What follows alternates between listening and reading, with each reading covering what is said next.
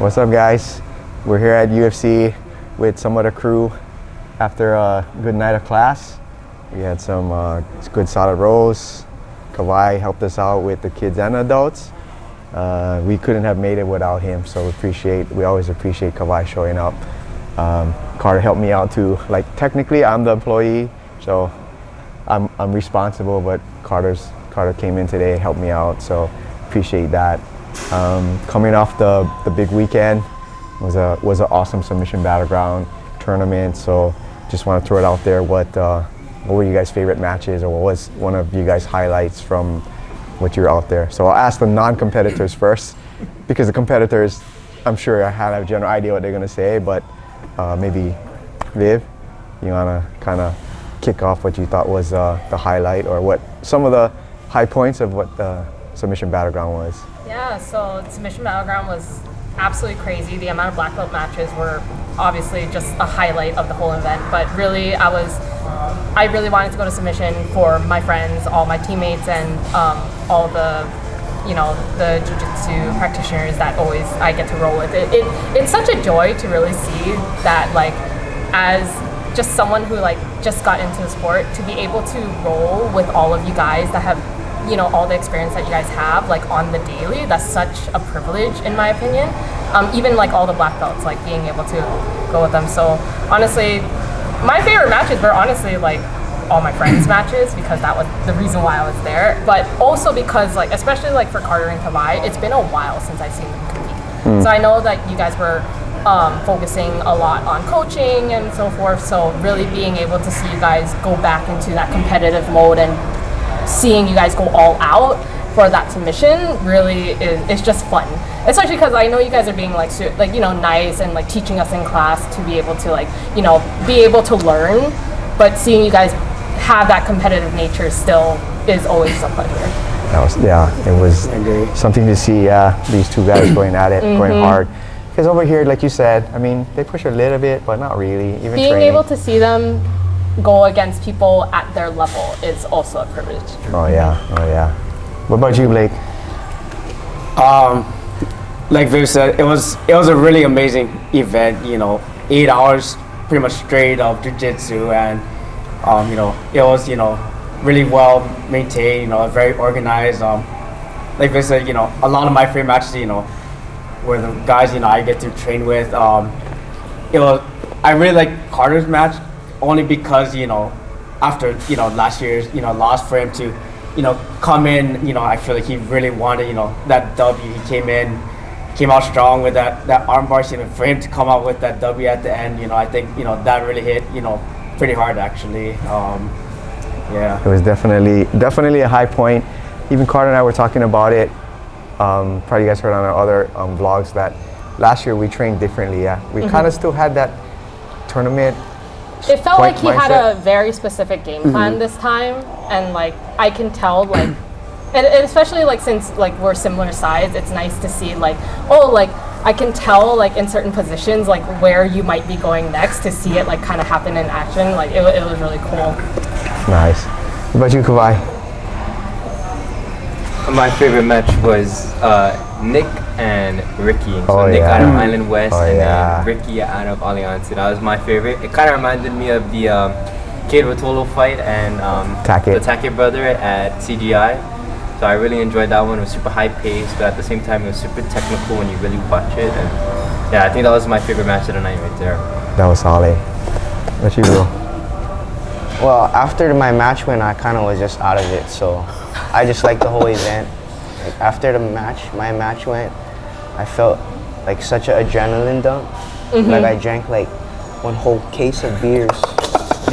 Brandon then was talking to me. I was like, thank you. I felt so dead. And then after, I was just cruising and just watching, but it was really a good event. I don't really have a favorite besides I don't want to sound like that, but hey, it was a good event. Everyone did good. You're just there and watch. So it was cool. I think for me the big highlight was, of course, the UFC OGs. You guys went out there and you guys showed that UFC can put out guys out there. Oh yeah. We train hard here. Yeah, we train in other places too. but we're still up there. We can win those matches. We can represent, yeah. And then our other school had Concept, right? So we went 3 for 3 over there. With Yep. the arm bars. Armbar City right there. So we've been training hard over there. We've been pushing hard. I swear, I mean, those girls over there, they just beat the hell out of me. I mean, they're so tough, bro. It's been a good ride for the leading up to the event. You know, the only part that I guess, because I posted a lot of the videos, yeah. Right. And a lot of people kind of question some of the outcomes, like, oh, how did he win? How come he won? Like even Carter said, I think he made a comment like, oh, who you thought won? And then it's Jeremy's match, right? And Evan. That was close. That was kind of close, you know. Like I don't know that I mean, I guess like I messaged Alika like, you know, should the refs, like if there's a close, like a, you know, like they get a near sub, Let him go again. let them go again, or at least like, you know, like in CJI they get multiple rounds, so you know where you stand, right? So you know you gotta push or whatever, right? So like even in that match, like I guess you can't really have a scoreboard, but at least to say like, okay, one clear sub, right, for this guy, or 2 or whatever, so you know you gotta push, right? So and there's no question who won, because Jeremy and Evan's match, I probably got about 12 or 15 comments like, well, how did he win? How did Jeremy win when Evan was on his back at the end, right? But it's not the position. I tried to see if Evan actually had a choke in there, but it didn't look like it. He just took his back. It didn't look like he was actually attacking though, from what it looked like. Yeah, that was one thing I brought up to Daniel too. Like Daniel thought Evan might have won at the end because of that back take, but I think I was questioning whether or not there was a submission like that was coming, because I know this is submission battleground, but I was wondering like how like the judges were like considering like how much of an advantage a back take was, and like whether or not like something on the chin would be considered a submission attempt or whatnot. So if the subs are even, then I think the positional advantage is like definitive of who wins. Like if the subs are even, then it's 0-0. Yeah. And this guy has mount. How can the bottom guy win? Right? Because it's even on that scale. So then you would, I feel like, look at the positional advantage like for that, even though it's all subs. It was pretty close on the sub. But it was really super close. It was close. Even somebody asked me about Brendan's match, because of course the person who asked me, it was their teammates that were fighting, right? So they were both from Misaki, and it was tough. It was tight. Yeah. I guess even like, because it's like Carter last year, right? Carter dominated the whole match until the guy got that one sub attempt. That was choking him, right? And then he won, right? And it's in the rules, right? Many people are saying, "Oh, Carter, I thought you won," but and I lost right when we went up to shake hands or do this. I already won.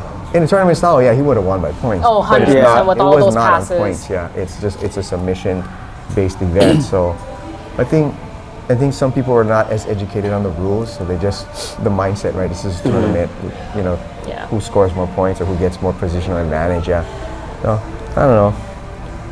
Hey, if it's close, we'll just get a rematch. We'll just request a rematch. That's what I was saying. Shucks. Yeah. Even like last year's Maya and Bruno match, it was the same thing. I really thought Maya had it the whole way, and then they raised Bruno's hand at the end. And you can kind of tell the crowd was also very confused because there was like a major gasp when Bruno's hand was raised. I think it was like that calf slicer too.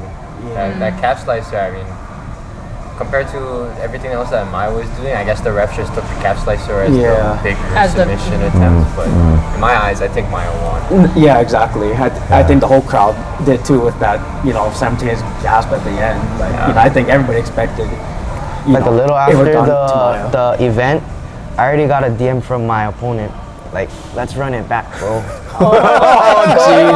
Come on now. Hey, we wanted a Bruno and a Maya too. I was waiting for a rematch this year. So we can do a Carter and that one. Cody. Yeah, I can do that one for a rematch. That'd be pretty cool. But Bruno fights in 1 now, yeah? Yeah, he signed with 1. Yeah. Oh, really? Yeah, that's cool. He had a match with Dante Leon. But it was kind of one-sided. You could see kind of levels, Yeah. You can be good here, but those guys, they're like pro guys, right? They're another level, And then you get the guys that's way above Dante Leon, like Gaval, Miko Gaval, Dalpa, and all those guys. Oh yeah, that's just another level. Yep. Yeah, that's just way up there. Yeah. So, It was interesting. They announced a sub battleground tournament. Yes. But they didn't really that's give any something. details, like what it was going to be outside at Blaisdell. So that's going to be interesting. I keep saying need more events in Hawaii and not on the same weekend. Maybe it'll be like Icon. A sub-only kind of competition. Yeah, that's what I was thinking. I was like, oh, maybe they'll have brackets and then it'll only be subs and it'll just like be tournament style instead of one, like a show match, but bracket style, but still only submissions. So. And then people can get used to like the sub-only rule set and stuff. So I feel like that would be most likely what that's what they I would try to put up. Yeah. That's my guess, at least. Yeah, that makes sense. I do think like Submission Battleground has a lot of really good promotions, like in the sense of like they're really good at like their social media and like Diane and I were seeing flyers and like banners all over. It was on the news, I think. Yeah. I saw it on Yeah, Instagram. It was on Made the TV. news. Like some of my totally broadcasting friends it. who don't even do jiu-jitsu were like, oh, are you going to that thing on this weekend? I'm like, yeah, but I think if like how you mentioned like all the other tournaments that are now coming in, I really think in order for people to make that tournament happen, like for like get the same numbers as like Nog or Triple Crown, like they're gonna need to up their social media. And they were smart. They brought that influencer girl. She was there. She was live streaming. She's live streaming. She had her Instagram and all of that. So just generate that interest right in that tournament, so or even that competition. So that was good. They're smart. And they made that venue way bigger. Oh yeah. Yeah, it was way bigger. Even in the warm-up area, in the back. And last year it was kind of small, like it was tight. This year it was big back there. And I had the pleasure of actually being in the VIP section this year instead of all the way in the back. We had a great view this time. But I heard from like some of our other friends that were in the VIP section that this year was better because last year I think you guys were a little bit closer to the stage. But it was kind of right up on it actually. So it was kind of awkward to actually see to actually view. So being able and like some people who had to do like media and whatnot would like actually get in your guys' way. So this year was set up a little bit better. I like that. They try to improve from the previous year. They probably took feedback from people and just said, okay, try adjust this, try adjust that. So that was good. And then I was kind of surprised because, I mean, I'm not a cheapskate, but they never charged me for parking. Last year, I think I had to pay for parking when I went in They there. never charged parking this year. They didn't ever. Oh, really? I was shocked. Yeah, I was like, oh, no parking. Okay. How was the parking when you guys went? Oh, we went at like 2 something, I didn't so have it to was worry open. about parking because I was parked in Ala Moana's hotel because we stayed over That's right. in the weekend. That's right. So even though we spent more money, we didn't have to worry about parking. So It's if okay. you guys take that idea, you guys can. We also parked at Ala Moana. We ate lunch. I heard about that. And then we walked over. It was a very long I saw day. your mom and dad and Lyra and Chris, that they were there for the volleyball too, for your sister. Yep. Yeah. Because Very the cool. volleyball tournament was right on the lower levels of Convention Center. So Very we just cool. decided to stay at Ala Moana Hotel and just chill for the weekend. Very nice, yeah. So I guess Triple Crown's coming up next. I think we have a couple at Concept. I think we have a couple here gonna compete too, So we've been helping out some kids and I think most of them will compete too, I think competing is so important, I mean, Chris always says you don't have to compete, but I think it helps your jiu-jitsu to get better.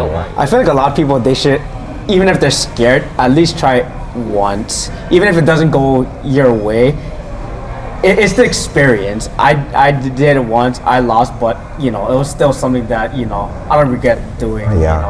Just the adrenaline, going in front of everybody, you have your coaches yelling at you. It's like, it's something compared to here, somebody try to tell you, okay, do this, compared to out there, it's like, put your arm here, it's, it's insane. Yeah, you can't simulate a comp scenario in any class. It just doesn't happen. Even if you try to do a comp roll here, it's still not the same. Even at comp classes, it is not the same. I'm really happy that all of you guys always push me to compete.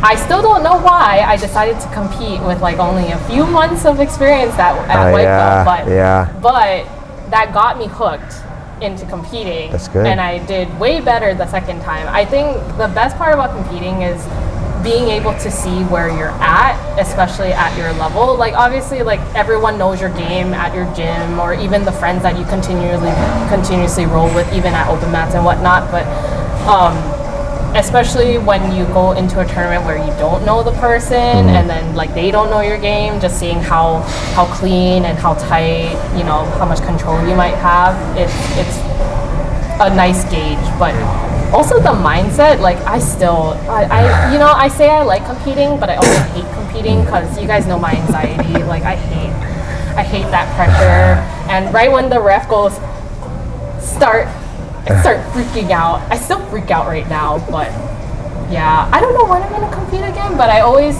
train like I am. That's and good. I plan to compete, but it's really fun in my personal opinion. And you know, just having people support you, like all of you guys were really like hyping my last match at Triple Crown, and it just made me feel a lot better during the roll. Yeah. That's the beauty of jiu-jitsu, right? We're all one team, right? Like I always keep saying, you're in here trying to twist each other's arm and choke them, but when it comes down to it, we're all supportive of each other, yeah. We stand behind each other, help each other, just fight the battle together, yeah. Yeah. So I saw that Master Jiu-Jitsu Con registration open, yeah.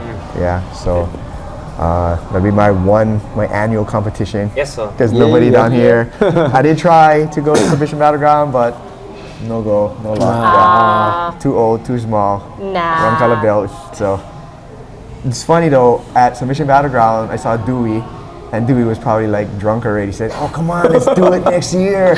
I said, "Okay, you told me that this year, Dewey. We'll try for next year. We'll see." Maybe that'll be some fun. I mean, I want to be up there too. That would be super cool. Exciting, you know? Be up there, everyone's watching, yelling for you. I can only imagine what it's like. Yeah. I competed at Masters. It's a little different. I mean, it's a big tournament, but it's not like the Jiu-Jitsu Hawaii community is up there watching you yelling, and you're trying to perform in front of all these high-level people. Yeah, so it would be nice if I could, but if I don't, it's okay too. It's okay too. Yeah. We'll manifest a match for you. Yeah. Dewey's my best shot. Let's go Dewey. Let's go Dewey. Yeah. So I also saw that I think Naga's in like May. It's on my birthday. 17th and 18th. Yeah, it's really? literally on my birthday. And it's the weekend before my graduation. Oh. Are you planning on competing? Yeah. Don't want to get injured before you walk out. No, yeah. Out the freaking thing. Coming down in crutches. No, but that's literally like jiu-jitsu is like. Yeah. So I saw the podcast with you and Jay talking about after your graduation, your plans for your future, your professional life. That's good. That's good. You're going into a good field, cybersecurity. So. Yeah, that's a good field to be in. Yeah. It should make it easier for me to train. Hopefully, at least. An office job makes it easier to train. A physical, blue-collar job, it makes it more challenging. Yeah. It does make it more challenging. So I'm hoping cybersecurity is easier. That way I can get my ranks up there and start making my own schedules and try to work from home. Hopefully, at least. Hopefully. That's the plan. Yeah. I can honestly attest that having a work-from-home job makes me want to train every single day. That's why you guys see me all the time. I just want to get out. I just want to get out of the house. Yeah, just like me. I'm home 4 days a week. Yeah. So what do you guys do for do you guys follow anybody, study anybody, Instagram, YouTube, anybody in particular, or just techniques, or? You guys can answer first. I can't remember the specific handles because there's so many people that I follow, but I feel like every person has a different style of teaching, so it's not like I only follow this person. I take, everything for what they say. I kind of, go in between every page, and then it's like, okay, this person says this, a little bit different. I kind of like this one, so it's a little bit picking and choosing here, but I follow a lot, and I feel like it helps. You go Instagram or YouTube or both? Both, yeah. A lot of it is Instagram, just like the short videos. If it's something specific, then I'll kind of look on YouTube, just, see the fine details in whatever they're teaching. Nice. What you Viv? For me, I'm mostly on, for jiu-jitsu, it's mostly on Instagram. Funnily enough, for tournament prep, I actually listen to a lot of podcasts on YouTube. But for day-to-day, like jiu-jitsu moves and whatnot, I think I watch a lot of Rosie Rosie Rose. She has a really good page. And I think her friend Heather. Yeah. I watch like they always pop up, but I think it's also because like a lot of the moves that they show are already like kind of somewhat in my game, but like obviously a lot more control, and I'm trying to figure out like how to incorporate it. Definitely the hardest part is figuring out and remembering what I saw, because I'm always halfway and then I'm like, oh, I forget the rest of the move. But yeah, I watch a lot of, I think Kavai has sent me a few people, and Carter has sent me a few, so I don't know how to pronounce their names, but just trying to get a little bit more information on like wrestling and open guard, because those are like the two things that I have a lot of trouble with. So yeah, I appreciate. So I can speak for me and Carter. Yeah, we do watch a lot of YouTube. Yeah, we watch a lot of YouTube. Yeah, usually when we go home at night, so we'll watch matches. He likes to watch matches, and he points out things to me. Yeah, sometimes if there's a specific thing that I'm working on, then I'll go research it up on YouTube. Little less on Instagram. I get lost in the wasteland sometimes. Oh yeah. So many things there. Yeah, I think it's easier for me to just search up on YouTube to find different things. Yeah. I like watching Instagram clips of matches, because sometimes you'll see a detail that you never would have thought was possible, and then you add it, and then you're like, oh, okay, this kind of works. It's because we're already brown, so it's not like we need to keep adding all these moves. So at some point, you gotta like dial down already what you have and try to, because I'm pretty good at like De La Hiva, but I'm not like his level good, right? I want to be good at De La Hiva and single leg X, so it's like reverting back to maybe skills that you might have neglected, or just see where your gaps are to improve, because we don't really need to add that many moves to our game, right? It's maybe some moves and then some timing, and then a little bit in scenarios. It's not as much as like, okay, in this position, do this move. Sometimes I think it is helpful to maybe watch a video like that to get new ideas. There's not like one or the other, but kind of like balancing everything you see, right? You know, and just take it in, use it, discard it, maybe tell somebody about it. Yeah. On that same topic, I always tell people that as white belts, or even as blue belts, or just fresh blue belts, I always tell them to go explore any technique, any position you want, and just go out there and just broaden your mind a little bit. And then when you're ready, find something that you really like or you really want to try and do, and then start working that in class. And then even if it doesn't work, just stick at it, because then that's how that makes you better. Is you're gonna keep sucking at it, but then eventually you're gonna just get better and better and better. And then you're gonna suck at it again, but you know, you'll get better and better after that. So like on that same topic, I'm the same way. I used to hate arm bars. I completely hated it. I could always catch it, but I could never finish it. It would always slip out, or they would hitchhike her out. And then at that point in my head, I was like, yeah, I gotta make this like my #1 submission, and I gotta make this like my favorite submission, and hit this from anywhere, and I don't care who's in it, I'm gonna finish it. And that's how I kind of... We're victims of your arm bars. Yep. No, you guys were helpers, not victims. You guys are helpers. You guys helped me, not victims. But yeah. Helpers and victims. That's a nice way of putting it. Just helpers.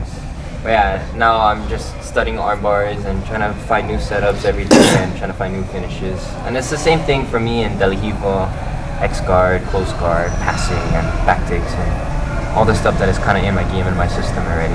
So do you have a specific person that you watch on Instagram or wherever you like to watch?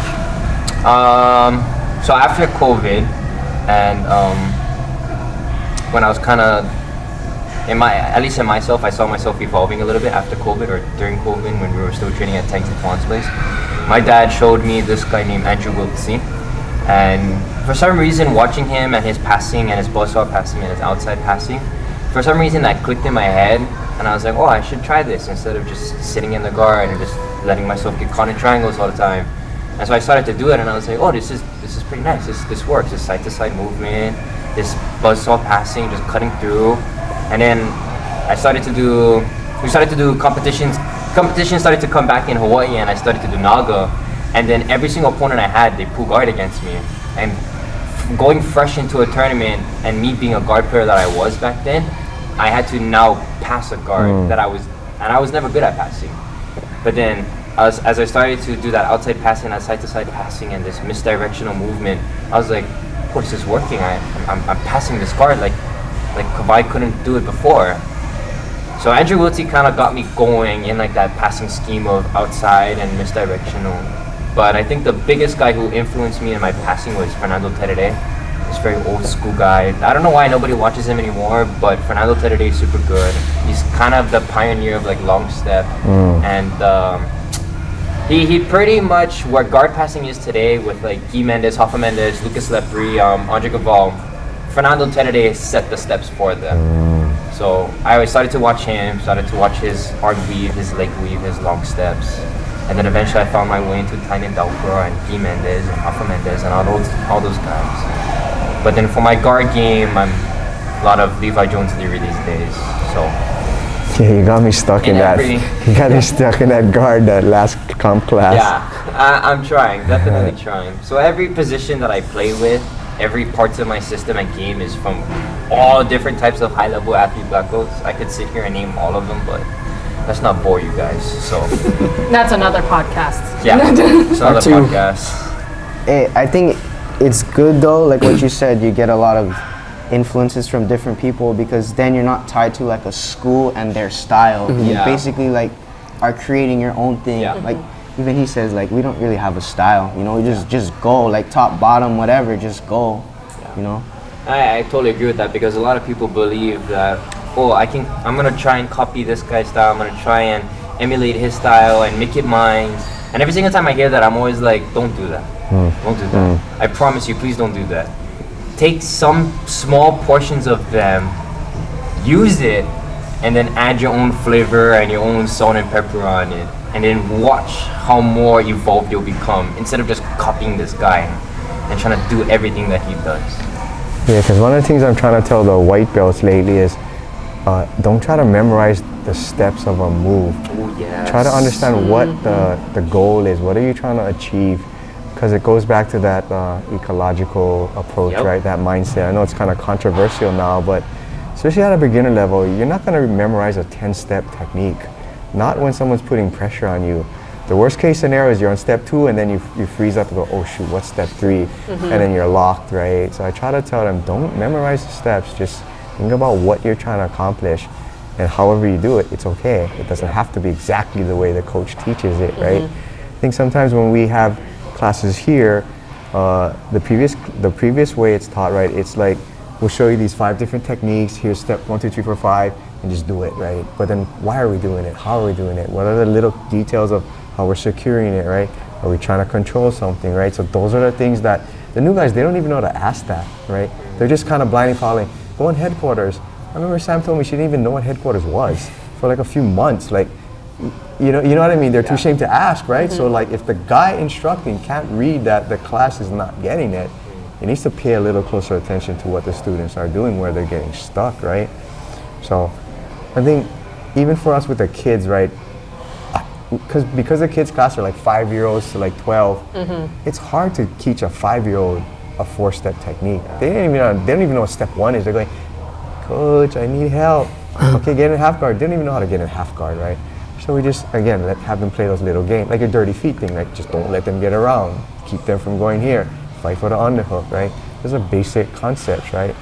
It makes it easier. When I was still at Mililani UFC and I wasn't hopping around like how I was hopping around now, when I was kind of at UFC Mililani back then, when I used to teach the kids or even the adults, I would always focus on one thing for one day and I wouldn't move on until they actually got it. So before I left, I taught the kids close guard.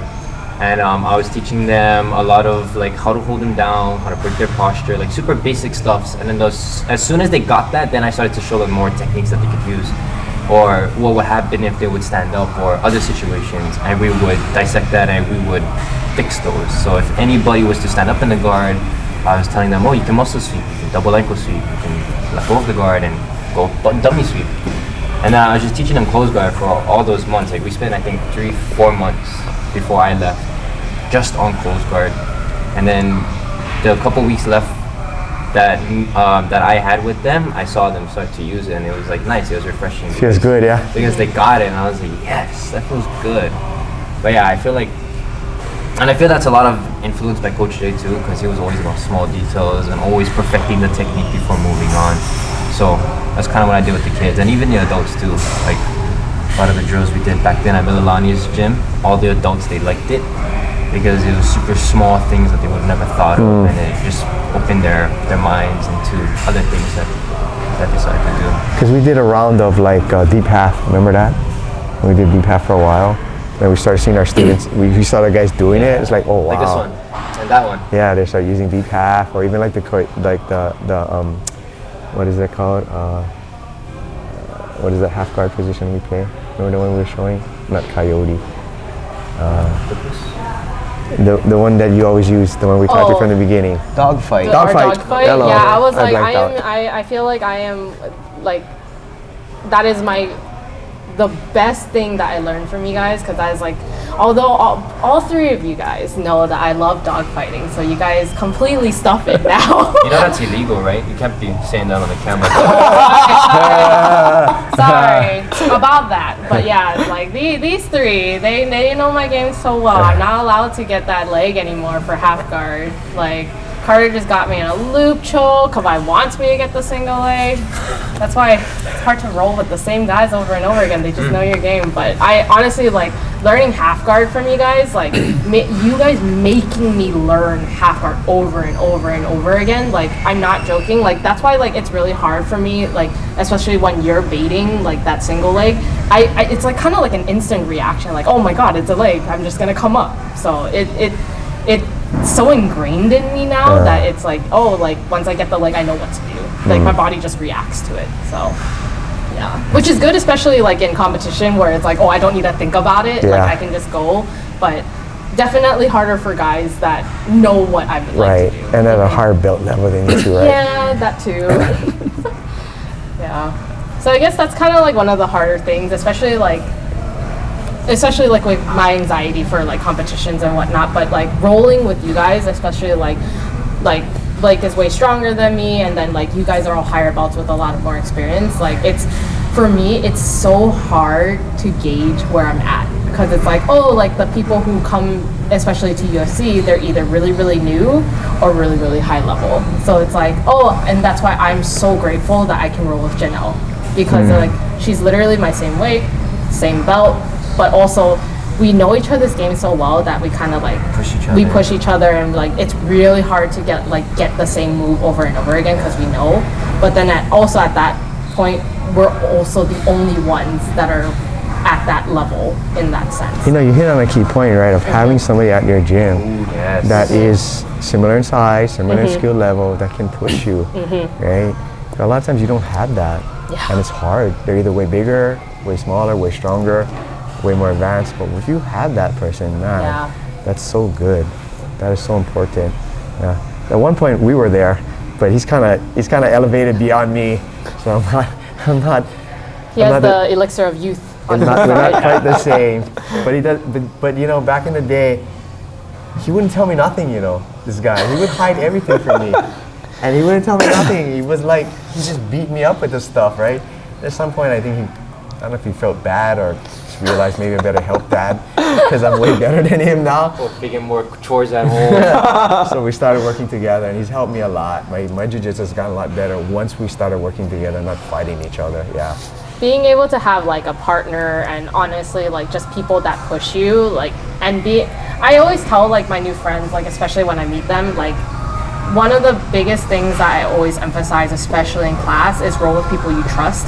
Because one, you don't want to get injured, and two, like, being able to push each other and verbally saying, like, hey, I want to go harder today, or like, hey, like, can we go light? Like, being able to roll with someone that you can trust, like, helps you with your game. Because again, you don't want to get injured, and two, like, you don't want a bad roll as well. That just kind of kills, like, your night. Right. Yeah. I think we've built a good culture here at UFC. Everyone gets along. And then as soon as there's a bad egg, we squash it quickly. Because the class used to be like 10 or 12. You guys remember when it first started? Oh, it was only like 10, 8 people that right would after come COVID. to our class. Yeah, our classes were small. But UFC, like Kelly, was always like that. Their culture, even from when I was growing up, or when we were growing up, or we were starting. UFC, like Kelly, was always like that. For some strange reason, I never lost that. Like, all the people, we could trust them. We built a family. We built our OG family back then, pre-COVID, and we could all trust each other. And we all made sure that everybody was good. We all took care and we all supported each other. And even after COVID coming back, it was like, wow, it's still like that. It's still like that with the new gens over here. Yeah. With Vivian and Blake. I like how he calls us Daniel. Brayden. Tim, Yeah. like Devin, even like Daniel and Christy, like Janelle and Bam and Sam, and like it's still a good culture here even after COVID. Yeah. And it's what you so guys nice. instill in us. So like really being, again, like we're so grateful, like both of us, like being able to roll with you guys on the daily, but the fact that you guys always instill that in us, it makes us want to tell like the new folks as well. And obviously like being able to just like share the love of jiu-jitsu, honestly, is like, it's just fun because the more people who love it, the more training partners you have. Totally agree. Definitely.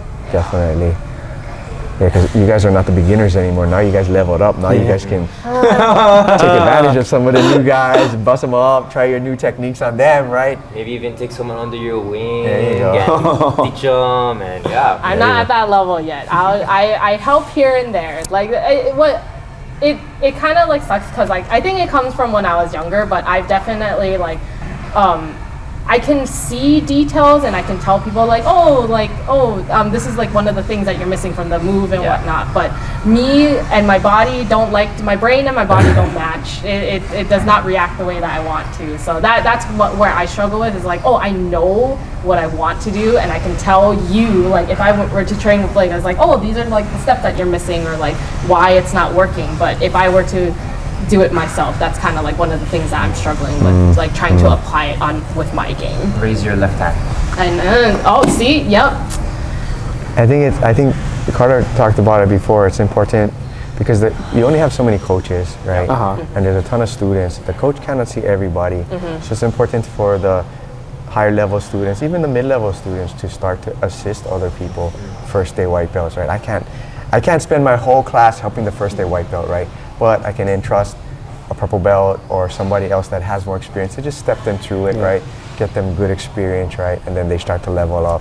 Because once you start showing people the moves, then you're forced to learn it better and understand it, right? That's what Coach Dave did with me.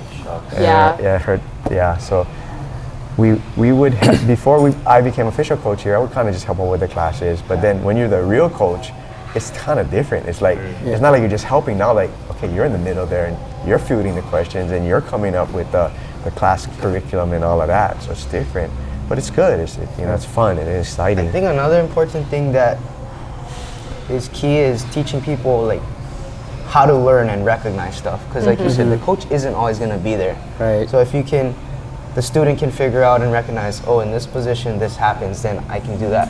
Then you start to figure out how to learn on your own. You don't need like all these instructions, and then you can kind of take what other people said and then use that as you learn as yourself too. I feel like you said, people don't know how to ask questions. Yeah. And it helps with like the studying and coaching because it's just so obvious to us like what the progressions are or what like the pieces needed or the order of operations is because we just thought about it so much, Right. It's like one technique, but like I was saying, there's so many skills and there's so many scenarios, like knee up, one knee down, standing, this, that, Yeah, can't even master it. I do think asking questions is probably like one of the more important things. Like just having, like especially like after a roll or on a one-on-one, like being able to ask questions, because like it helps, especially like those who coach, like coming from like a new person's mindset. Like I'm not thinking about all of these different things, and like one of the things that Carter was talking about during the passing today is like literally like how your hand is underneath, like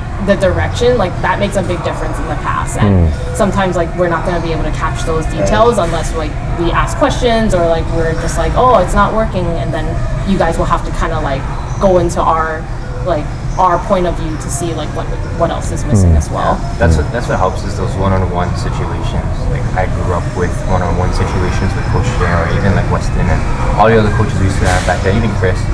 And it helps because it's like they can pick and they'll find something in your game that is super wrong and they'll be like, do this instead and try this, and it's like, wow.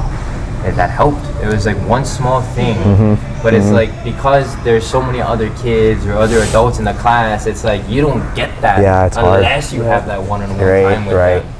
Because like you'll see improvement in people that get those one-on-one time with those coaches. Like like you guys with the Salvador kids and Scott's kids, or you can like me with the Correos. Yeah. Like those one-on-one times is why those kids are like, getting better and keep growing. Yeah. Like even some of my quote-unquote proteges that I had back in Mililani, like I used to spend a lot of time with Olivia, and she was getting good, and her friend Tati, and like they were getting super good, and like even Chase Colley guys, but yeah, those one-on-one times is what helps. It's big. It's big.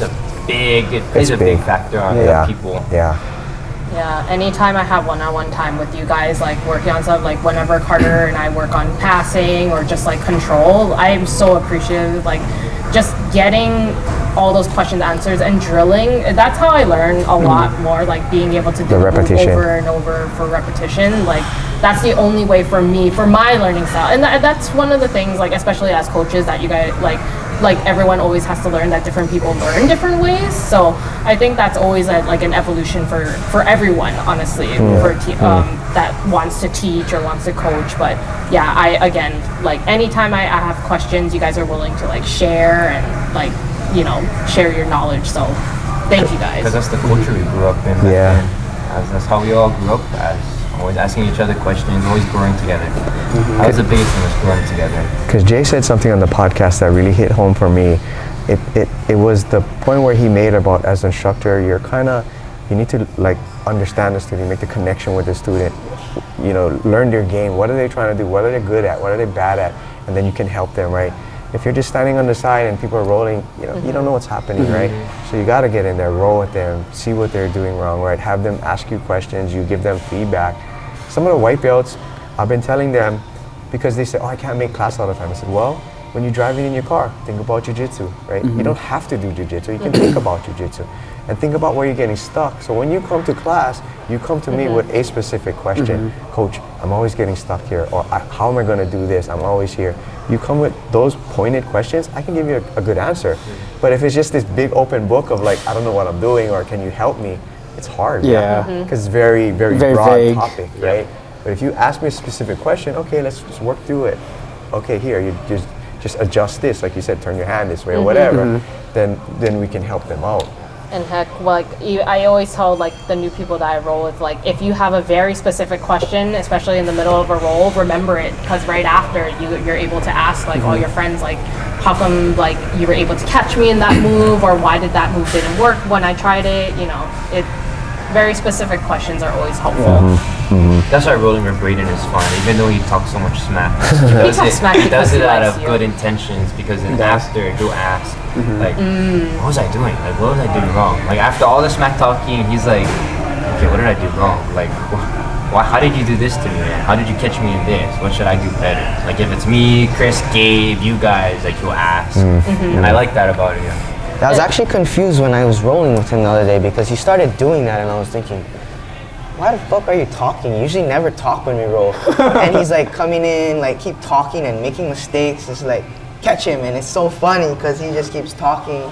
Just go back like, I'm gonna get you here, and then he's like, you're not gonna do that. You know how he like rolls with his armbar? I had this so tight, he just like, it's like, it was funny to me. Like, I never hear him talking shit, but then in my mind, it's kind of like, keep fucking talking, because you can have fun with that shit. Like, you know, fuck. I saw him after, he's walking.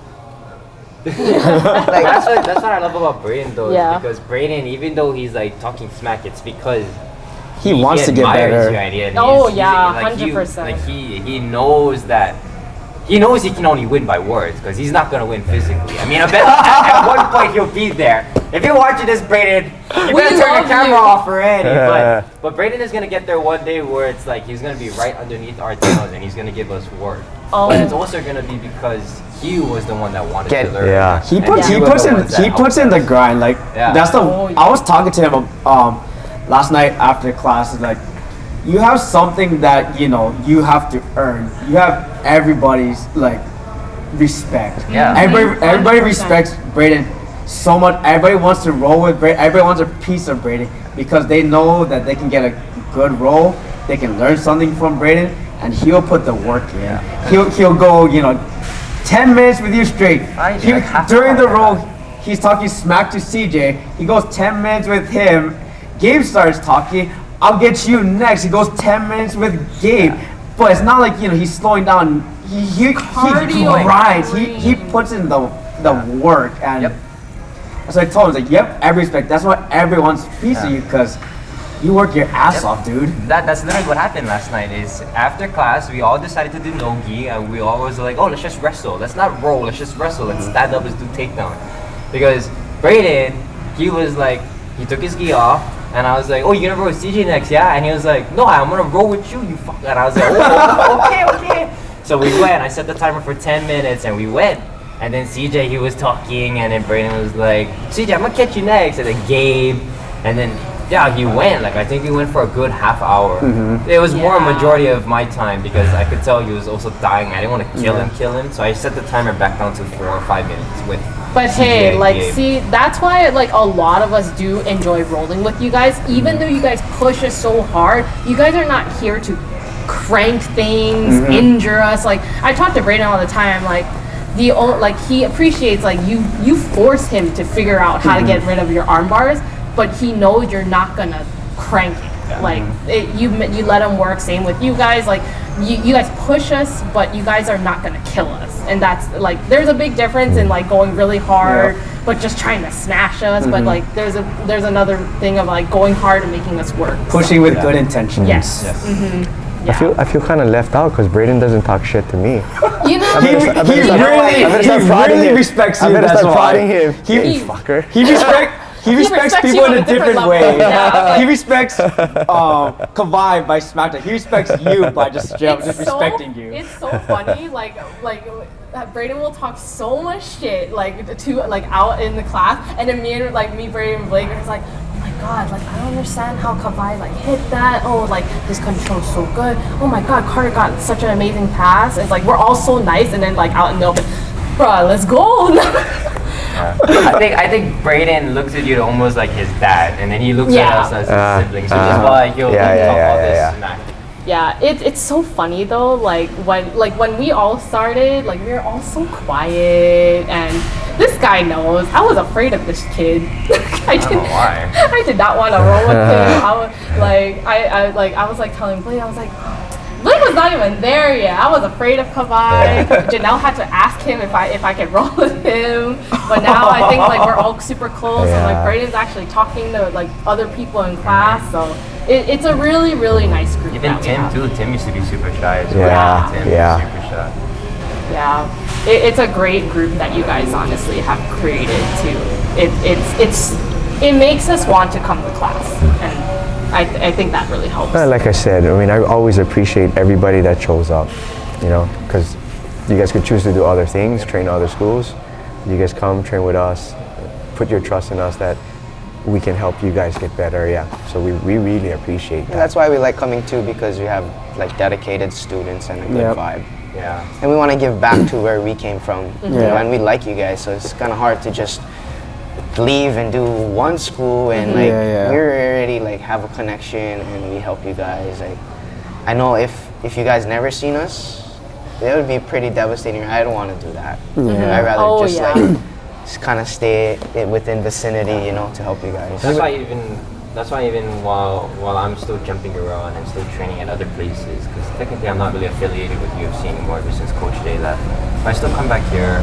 I still try to visit Mililani sometimes, but as of right now I'm jumping around, and I still come back here because I do care about you guys, and I still care about some of the people up at UFC Mililani, and it's nice just because of the fact that I don't feel like I have to be there. It's like they want me to be there. Yeah. You know, it's like different. Like some coaches, they're like, oh, they have to be there for their students. But it's like, on the flip side, it's like, do the students really want you to be there to help them?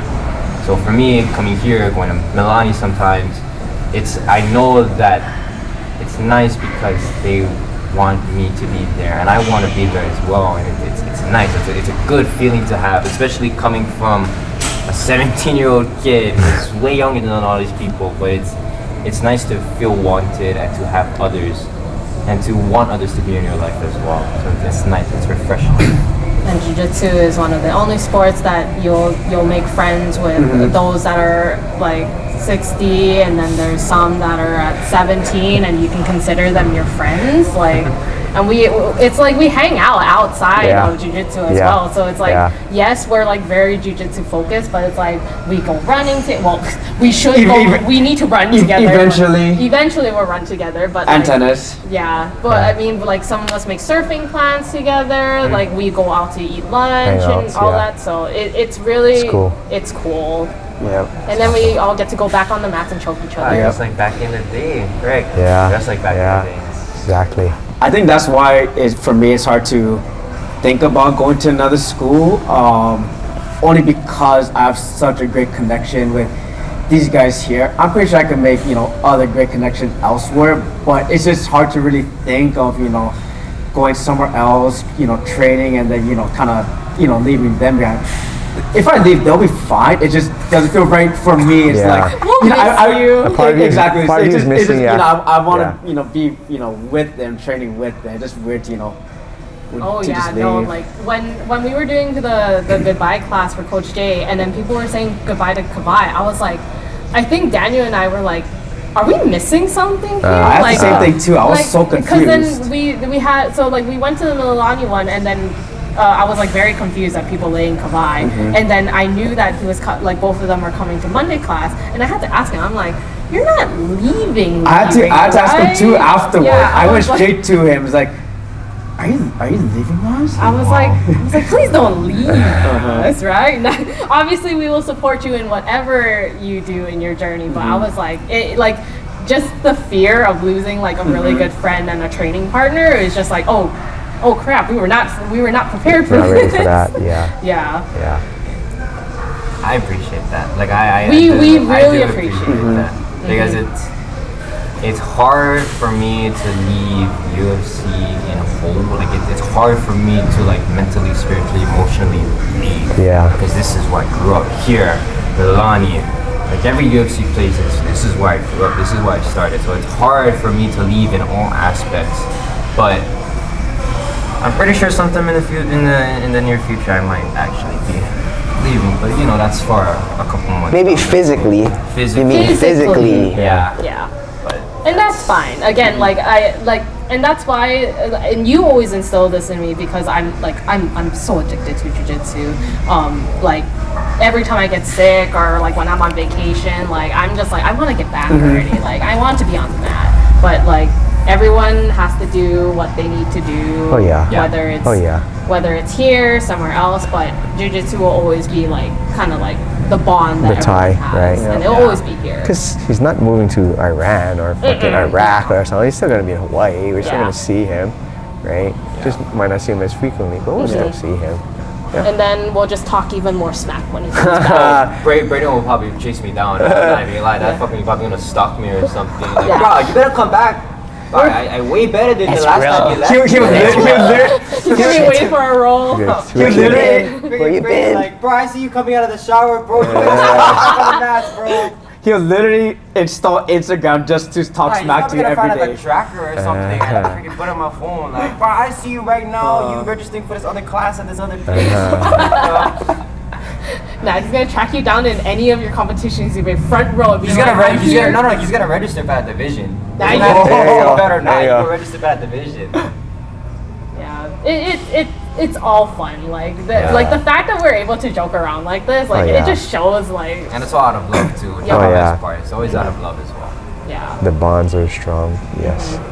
That's why it was nice to see Brian back on the mats tonight. I was shocked when he came. Well, I'm happy. I am. I was happy. When Alan came in, he sat down, and I sat by him. He was like, bro, Brian is here.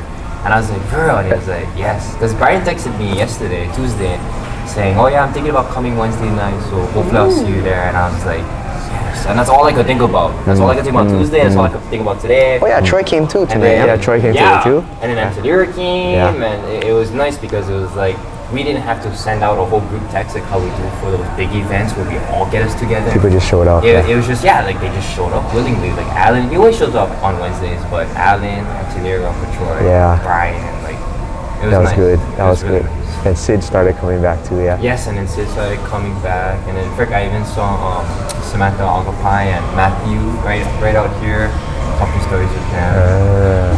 Very nice. Yeah. Whole nostalgic kind of day today. Bro. Good stuff. All right, bro, you want to wrap us up? All right, guys.